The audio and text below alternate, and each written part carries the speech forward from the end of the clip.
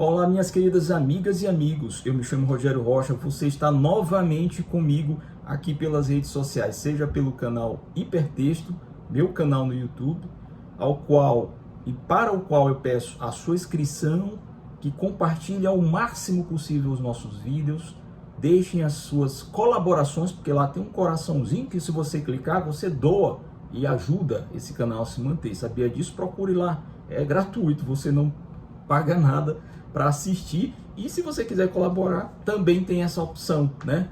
E eu volto aqui também pelas redes sociais, pelo Instagram, enfim, onde você estiver me vendo nesse momento, para trazer um vídeo sobre literatura.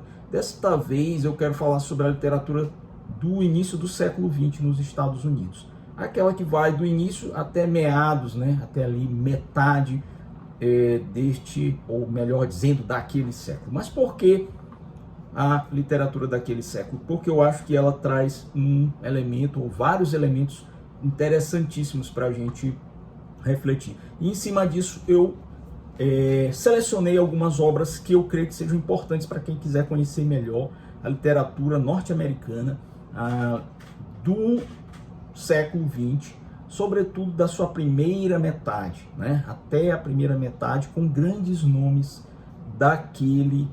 daquela cultura literária norte-americana. Antes de falar sobre os livros e apresentá-los e seus autores respectivos, eu gostaria de ressaltar um fato muito importante que me leva a escolher o início do século XX ou a primeira metade do século XX com dicas de autores da literatura norte-americana. Esses autores vão promover uma verdadeira virada conceitual, narrativa, temática, teórica no curso das artes norte-americanas, das artes escritas ou da arte da escrita. Mais ainda, inclusive vários deles serão vencedores, tornar-se-ão vencedores, né, do Prêmio Nobel, para você ver a importância disso.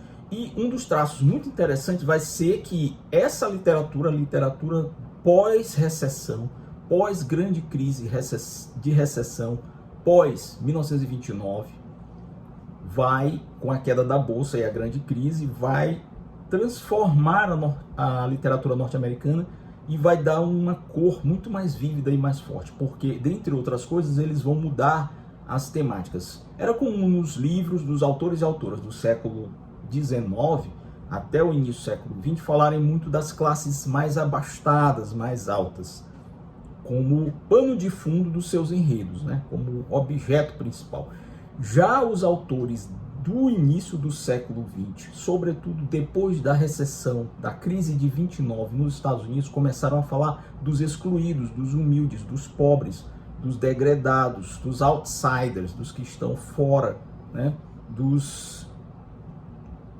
Daqueles e daquelas que partem para desafios, né, do viver, as camadas sociais subalternas, mais baixas. E isso vai mudar muito também o temário, porque vai entrar sexo, vai entrar violência, vai entrar uma série de questões sociais e comportamentais que vão fazer uma revolução cultural nos Estados Unidos. Eles vão adiantar em parte aquilo que depois vai acontecer lá para os 50, 60 do século XX, né? Com os beatniks, com a revolução do comportamento humano, enfim. Mas vamos começar. Primeira obra para você conhecer a literatura dessa época é essa aqui do John Steinbeck, A Rua das Ilusões Perdidas. John Steinbeck, Prêmio Nobel de Literatura, escreveu sobre pessoas que moram em bairros pobres, né, de uma certa região, e que vivem, né, misturadas ali, né, numa área da Califórnia, naquela época, né, essas pessoas que moram em lugares que não são habitados pelos mais importantes, e suas vidas, né, suas desilusões, personagens pitorescos, aquelas figuras que você conhece, né, de alguma forma, porque já encontrou alguém parecido com isso. E ele vai tratar desses dramas, dessas vidas perdidas, né? A Rua das Ilusões Perdidas, prostitutas, né? Desempregados, enfim, a malandragem, né, dessa época. Um livro que vale a pena para você começar a entender e a conhecer a característica ou as características dos autores dessa época. Um outro autor que escreveu bastante e que adentrou também o nosso século, mas que já tinha parte nesse grupo, vamos dizer assim, maior, mais estendido de autores que fazem uma narrativa diferenciada e que renovam os Estados Unidos literalmente e literariamente, é o Philip Roth. Aqui eu trago um livro dele chamado Indignação, né? Que conta a história de um cara que não quer ir para a Guerra da Coreia. Então ele vai fazer várias coisas para tentar fugir de ser chamado pelo exército norte-americano para ir lutar numa guerra sem sentido, né? E por isso mesmo ele vai resistir, persistir, lutar contra a chamada, né? E aí você vai ver toda a hipocrisia do ambiente ao redor dele e ele tentando fugir dessa hipocrisia. O Indignação, de Philip Roth, também de Philip Roth, O Homem Comum. E aí você vê novamente, né, a escolha pelos homens comuns, pelas mulheres comuns, pelas personagens mais simples e não por aquelas abastadas, idealizadas, né? Então há uma modernidade realista e hiperrealista na virada do século 19 para o 20, fazendo com que a literatura norte-americana traga obras como essa, O Homem Comum, né, que vai tratar da questão de temas como perda, arrependimento, estoicismo.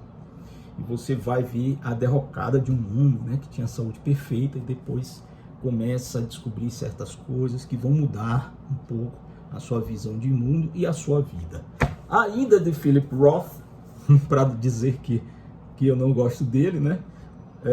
A humilhação. E aí você vê também mais um tema ligado a um realismo, né? A realidade. Aqui ele traz um homem que já está em fim de vida, ou melhor dizendo assim, está numa fase mais decadente, né? Menos produtiva, e que começa a repensar, né, algumas coisas, começa a entrar num novo ciclo, e esse novo ciclo leva também à humilhação, né? Por vários sentidos, né? Algumas questões existenciais que você se confronta. Outro autor da literatura norte-americana do século XX, do início até metade, para você conhecer, desses que fizeram verdadeiras revoluções na forma de escrever, na temática, no temário, na linguagem, nas perspectivas, né? Nas personagens, está aqui. É o Henry Miller com O Mundo do Sexo. Esse livro é hiper, né, transgressor. É o Miller mostrando uma narrativa seca, curta, rápida, ácida, né, inteligente, ao mesmo tempo provocativa e provocadora, a questão sexual, né, o comportamento das pessoas. E ele faz isso também surgir, né, e transbordar nas linguagens, na linguagem que ele utiliza nesse livro aqui, né, que já trata do que você bem sabe, né, de relações humanas em torno da questão da sexualidade.